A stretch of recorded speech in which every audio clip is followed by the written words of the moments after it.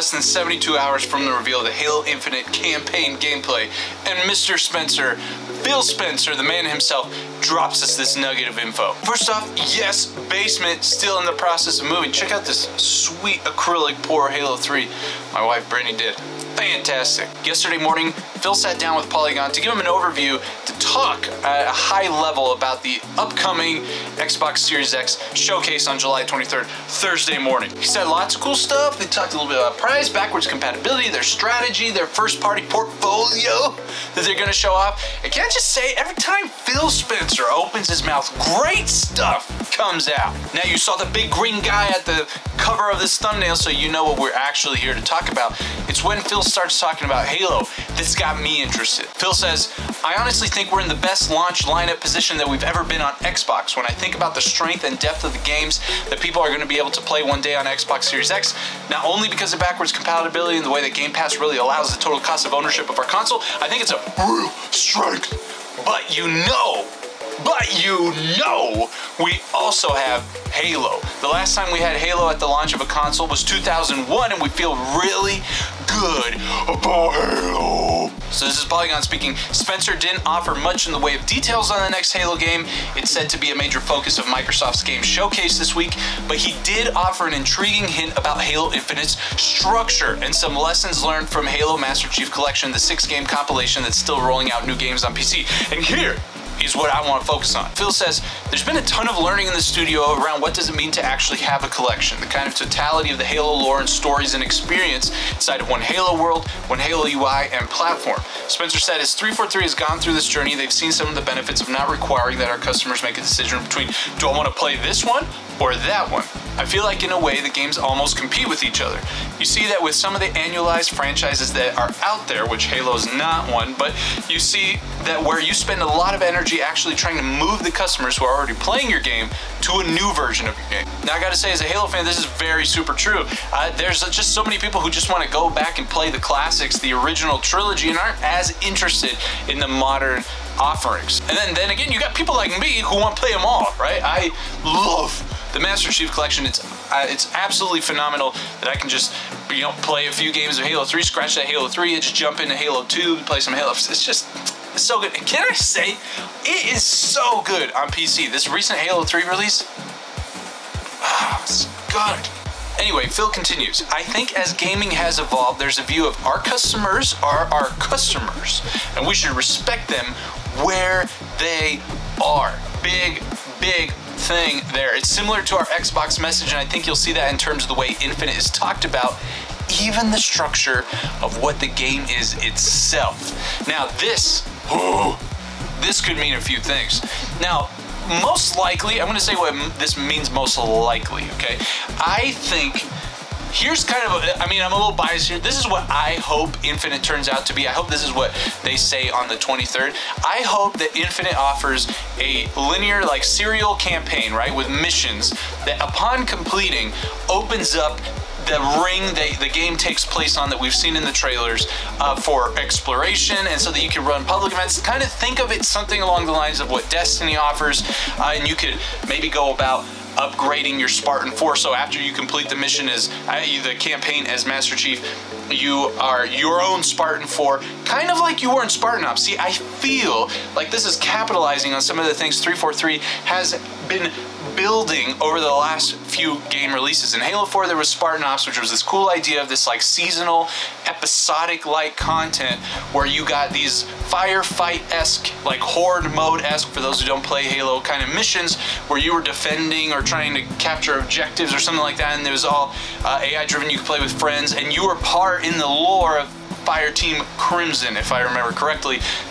You could take that a step further and add the kind of grind and hobby-esque, like gear grind, loot grinding spin that Destiny has on top of it, and you could be your own Spartan 4, upgrading your abilities, maybe upgrading your vehicle commendations. So like maybe you're the guy in the group who has the tank, you know, commendation, and you could, again, potentially leveraging off of some of their time with Warzone. Maybe you could have dynamics where, depending on the situation or the scale of the event, there were certain maybe like armories or stuff on the ring where you could spawn some of your commendations that you've unlocked as a Spartan, that your particular Spartan has unlocked, that you could roll into battle and help your team with. Imagine, like, if you think of the Destiny 2 public events, except Warzone-like scale, right? For those who played Halo 5. So you have at least like 12v12 with like AI encounters, like just kind of dynamically being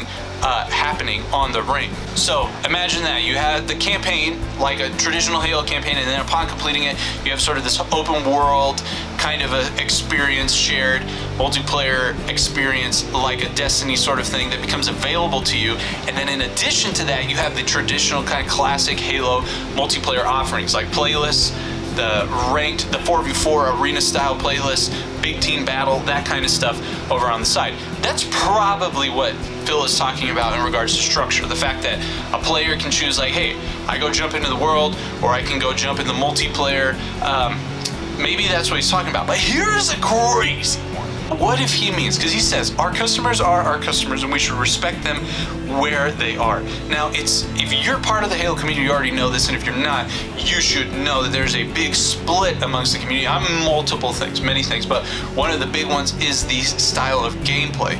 Many people were dissatisfied and just not very interested in the modern kind of advanced mobility offerings that Halo 4, it really started with Reach 4 and then 5 most aggressively capitalized on, and they prefer the classic style of gameplay. Now, do I think that we're going to get there's no way we're going to get like a Halo 3 remake. I just don't think a game exactly like Halo 3 right now is going to hold up, but maybe you get something that's more along the lines of a modern day offering.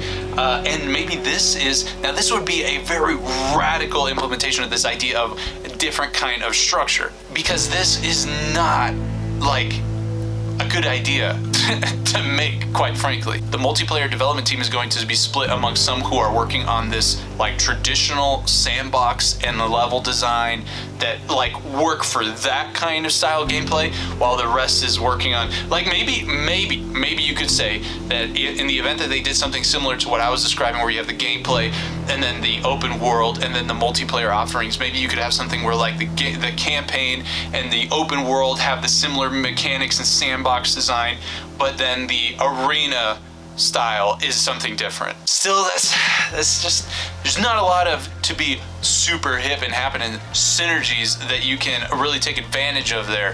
Halo already in a lot of ways is all like 3 different games within one, but that's really taking it a step further on that front. You have 2 completely isolated sandboxes and mechanic sets. Maybe they're really planning on taking Halo in 2 different directions moving forward. Campaign open world's going to go one way, with potential, like, you can spin it off in whatever way you want there, but then the classic offerings and the kind of classic style gameplay, more simplified mechanics and different style sandbox and whatever, is going to go and be taken another direction. Now, I don't think you say that if you're just going to offer with a classic Halo offering of like, here's your campaign, here's your multiplayer.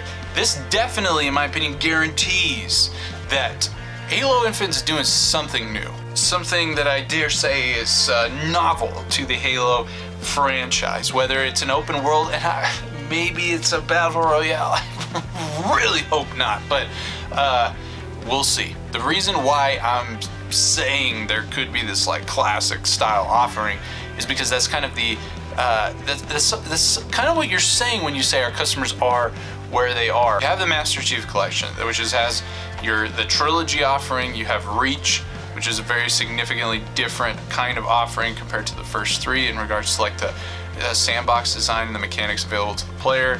The addition of a bunch of abilities and loadouts, and then you have Halo 4. All of those games are contained within the collection, and you get, that's kind of what I'm reading into, the impression I'm getting from Phil's words. Our customers are our customers, meaning they are who they are, and we should respect them where they are. Like, if they like classic gameplay, you let them have the classic gameplay, give them the original trilogy. If they like some of the newer stuff, you've got Reach and 4 in the Master Chief Collection, and maybe one day they'll have 5 too.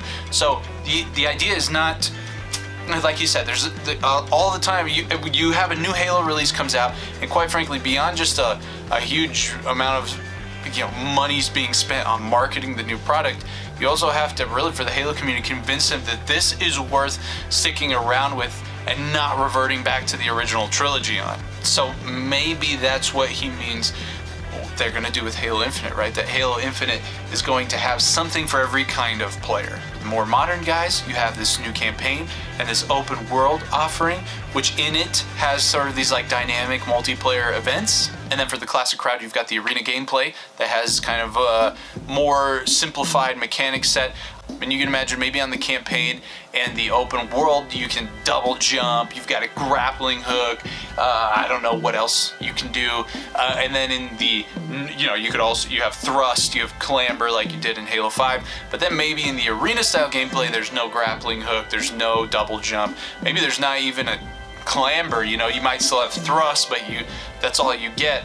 And it's more, like I said, traditional, old school Halo-y feeling. But it's still gotta get faster. It's gotta get faster. You can't just do a Halo 3 now and expect people are gonna wanna play that. That's just a huge nostalgic bias in my opinion. I don't know. I'm just spitballing at this point, rambling on. I'm psyched for the 23rd. The only thing we're really talking about the campaign so far in this video has been the gameplay, but man, as I, in my previous video indicated, I'm very excited about where this story could go, the actual narrative, so we'll see. What do you guys make of Phil's comments? Did you interpret it the way I did, or did you think something else? Let us know in the comments. Are you excited for Thursday, like we are? Please consider supporting our studio with some merch, and look, check this out one more time.